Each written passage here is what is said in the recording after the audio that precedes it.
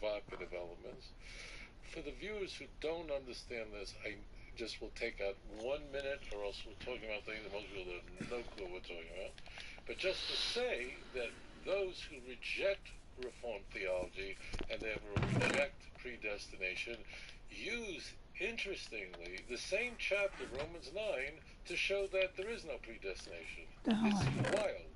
That means this area of the book of Romans is not quite as easy to follow as the book of Galatians. It is the most influential letter of Paul. It's the last letter that Paul wrote.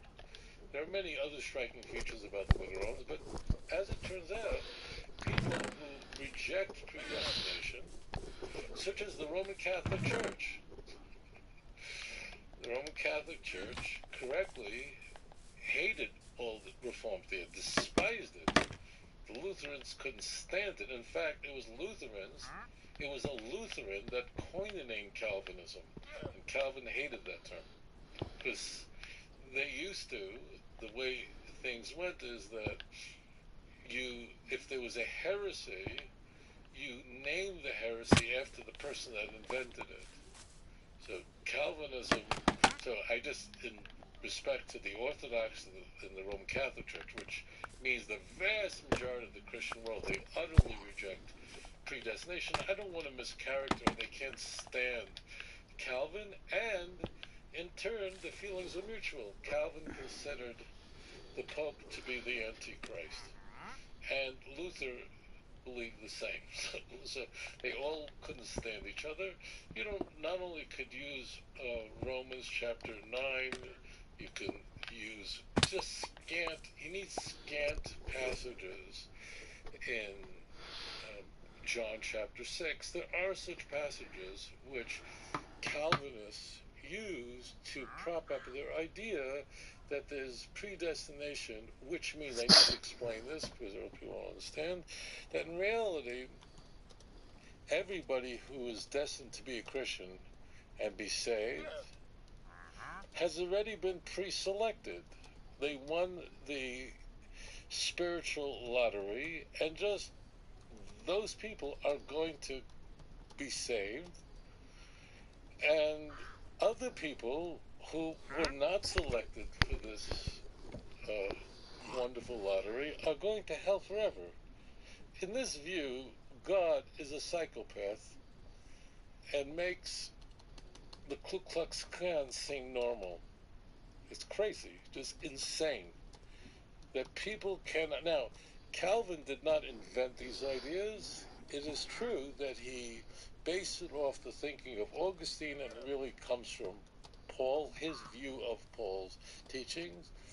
So you go to a maternity ward, and I've been fortunate to do that quite a number of times in my life, and you look at a room of babies, little boys and little girls, all newborns, each of them with a name in a little bassinet, and you could form theology. Some of these will grow up to believe in Jesus, and that means that they're saved, and some of them are just going to go to hell forever because God decided. Now, if you ask somebody, warning, in Reformed theology who believes in predestination,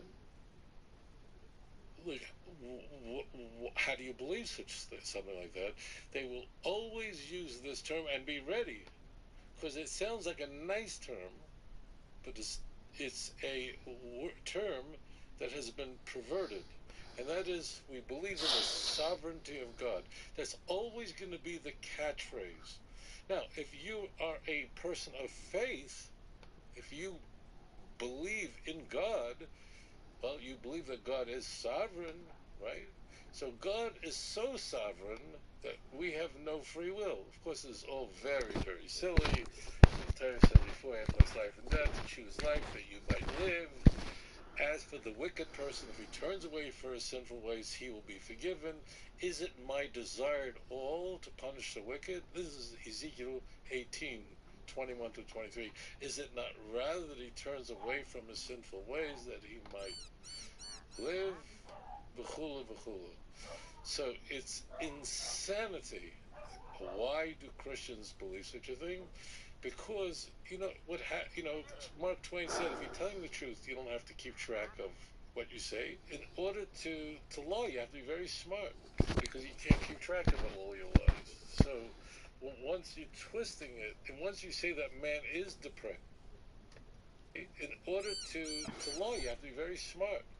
You have to keep track of what you say. In order to lie, you have to be very smart, because you can't keep track of all your lies. So once you're twisting it, and once you say that man is depraved, which all Christians believe that man, I want to phrase this correctly, all Christians believe, though Calvinists have published a preface as part of what's called now tulip, but meaning that man is so depraved he can't save himself. But where Christians argue is, whereas all Christians insist that man's action, no man can save himself, they're stuck with it because they have Romans 3, but non-Calvinists believe that a person can choose to believe in Jesus or reject Jesus, right? God so loved the world that he gave his only begotten Son, so anyone who would believe in him would not perish, have everlasting life. John 3:16. There goes Calvinism in the garbage can. I mean, the whole thing is just completely crazy in itself. Predestination is the centerpiece of a iteration, a mendacious iteration of Christianity, and you could see where that was going. It's not like Calvin is just coming from nowhere. He's simply taking ideas and running with it. Augustine was obsessed with sin, and he, to his credit, his most famous works were his own confessions. And coming from Manichaeism, I'm not going, no, you can see why he'd be obsessed with all this stuff of the depravity of man.